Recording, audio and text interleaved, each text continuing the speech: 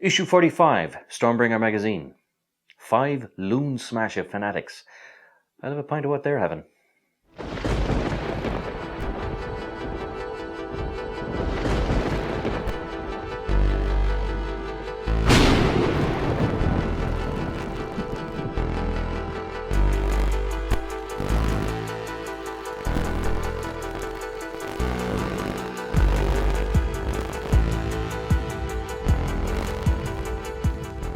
Hello and welcome to The Lucky Roll, an eclectic channel for eclectic games, and today we're doing issue 45 of our continuing series of Warhammer Age of Sigmar Stormbringer magazine by Hachette Collection. Now this issue comes with 5 loon smasher fanatics that are active and killing things, and one fellow who is puking his guts out because he either got too dizzy or the potion he drank to turn into a loon smasher fanatic didn't agree with him. So you have here some interesting lore. So it starts, of course, with the Aether War, which is between the Khaedron overlords and the kind of the forces of Tzeentch, which were led by Magister Ab Het. Now this is an interesting kind of battle because some of the upcoming issues will have the Khaedron overlords, including, I believe, this character, Indrin Master Gralson. So you get to have a bit of an idea of what they're like, but it's a big huge battle that was in the skies because the Khaedron overlords are unique in the terms of dwarfs, that they live above the mountains rather than in the mountains. You have a nice little story here about the Loon Smasher Gits and the Loon Boss lads in particular. So it's a nice big long story with some lovely illustration, 4 pages long. And you have here the Loon Smasher fanatics and kind of, again, the usual characteristics and the madcap mayhem, things like that. Different traits. You have how to build, how to paint, and you have some tactics here on the Lord Aquiller. Now, you also have the Realm Scout, which is the Fungal Grotto, which is the battle plan for this issue. And it gives you the breakdown of the armies, different aspects, and specific turns and playthroughs. So that is issue 45. So let's have a look at the actual minis themselves.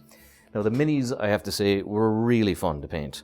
They're just bizarre. I mean, again, this is Games Workshop at their best in the sense that they can kind of make minis that reach out like that. I mean, not only stand on a base, but also kind of look like real lifelike. So I mean, this guy is barely hanging on. As you can see, his leg is out here. The hat is going everywhere, and he's swinging this thing around like mad.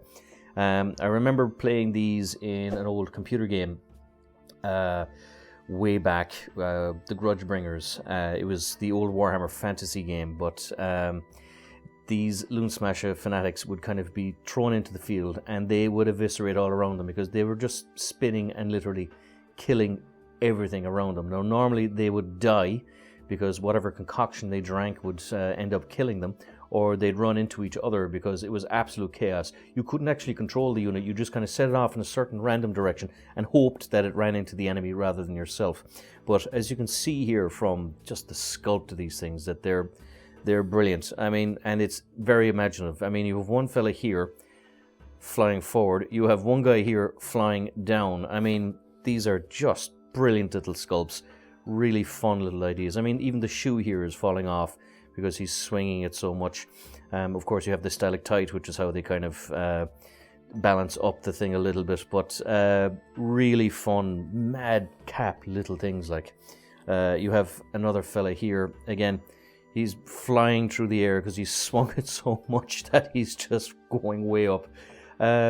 Again, just very creative, very fun, very mad little poses.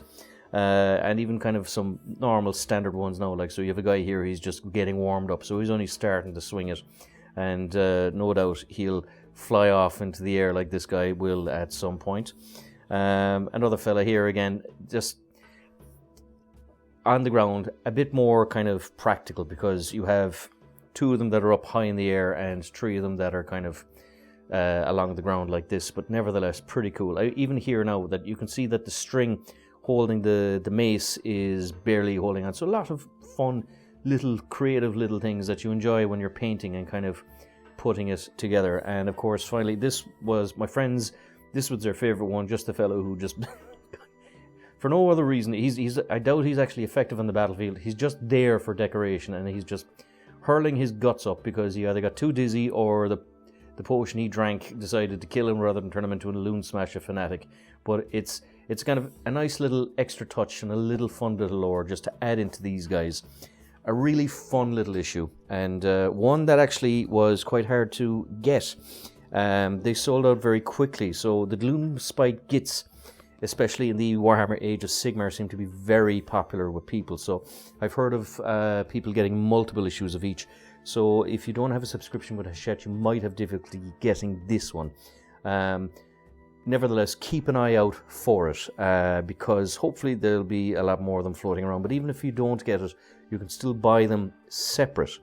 Warhammer, I believe, have them on sale all the time, but the best price you'll get for them will be with the Hachette Warhammer Stormbringer magazine collection. But a really fun issue, and all I can say is really enjoy putting them together. So as always, if you enjoy these videos, please like, subscribe, all that good YouTube stuff, and until next time, good luck, God bless, and join us for issue 46.